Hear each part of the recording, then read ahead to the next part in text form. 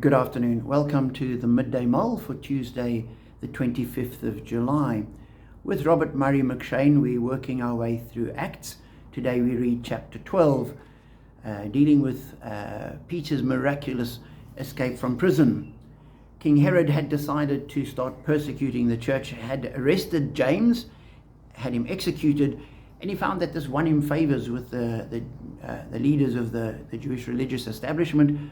So he arrests Peter as well, plans to bring him to trial just after Passover and have him executed as well. And he hands him over to a group of soldiers, 4 squads of 4 soldiers each. So he has these 4 squads of soldiers, 16 soldiers guarding him.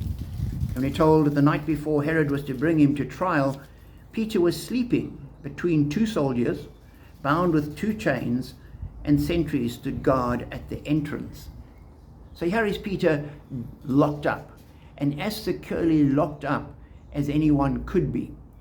He was chained, bound to it. The chains were no doubt fastened to a wall. He had 2 soldiers on either side of him. The doors were locked. He had soldiers standing guard outside the door. Herod was entirely convinced Peter wasn't going anywhere. And yet, as Peter's sleeping, an angel appears to him, taps him, wakes him up, the chains fall off. He says, put on your cloaks. He puts them on. They walk out the prison, the gates open. He goes out and he thinks he's seeing a vision, and he ends up in the street, and the angel disappears, and suddenly he realizes this is real. This really happened. Herod had no idea what had happened, and true to his character, he investigates it and has all the guards that were supposed to guard Peter executed. But as I read that, I thought, here was Herod doing the best he could from a human perspective. He did everything possible, but to no avail. And the reason for that is, we're told, so Peter was kept in prison, but the church was earnestly praying to God for him. Herod did what he could, but the church was praying to God. And that made the difference.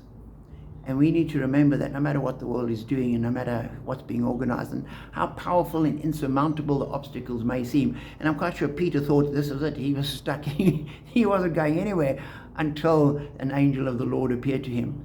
We always need to remember the church was praying, we can pray, and that can turn things around completely. And so as we see problems in our lives, we think, I don't know how to deal with this, let us pray. We look at the church and we see the church around the world is struggling. Well, certainly around the Western world is struggling and diminishing and compromise. We can pray. We look at the problems in our country, and the corruption and the crime and the graft and the lack of service delivery.